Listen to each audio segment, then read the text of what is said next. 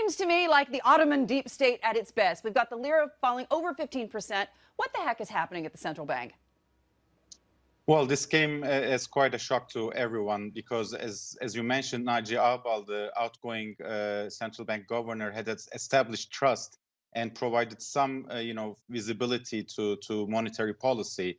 However, I think there are two reasons why this happened. First is Mr. Erdogan's genuine belief that high interest rates causes inflation. The second one, obviously, the stress that the pandemic has been putting on businessmen, business people around the country with floating interest loans. So I think these two combined, prompted the change in central bank governance. Chen, when you think about this a little bit more broadly, I mean, at the end of the day, I mean, I've been talking about this issue for years, the pressure that Mr. Erdogan has continually put on his central bank governors. He's stuck with the same feeling, I guess you could say, on interest rates for the entire time he's been in office. And there has been very little movement in terms of fiscal reforms. I used to talk about this with the former finance minister in Turkey. Talking about this for 10 years, not that much has changed. Where do we go from here? Well, that's the real issue, Hadley, really, because, raising the interest rates forever is not the solution. Obviously, you need to use the space that raising the interest rates provides for fiscal policy. Now, with the new economic administration, there were hopes for economic reform.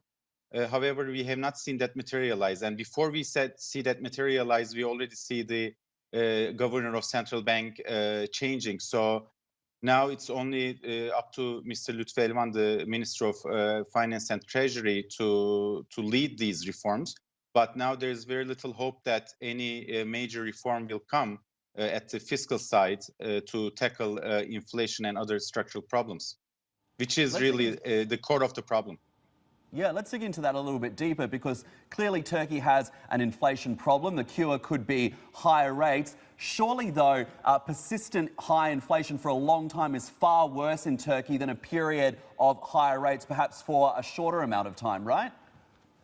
Absolutely, absolutely. But, the last hike in the interest rate was maybe a bit too much. Maybe the central bank front-loaded in anticipation of continuing inflation. But the real issue is to use this time for tightened monetary policy to do the reforms on the fiscal side and fight with inflation head on. And as long as that's not happening, then Turkey can't seem to get out of this vicious cycle.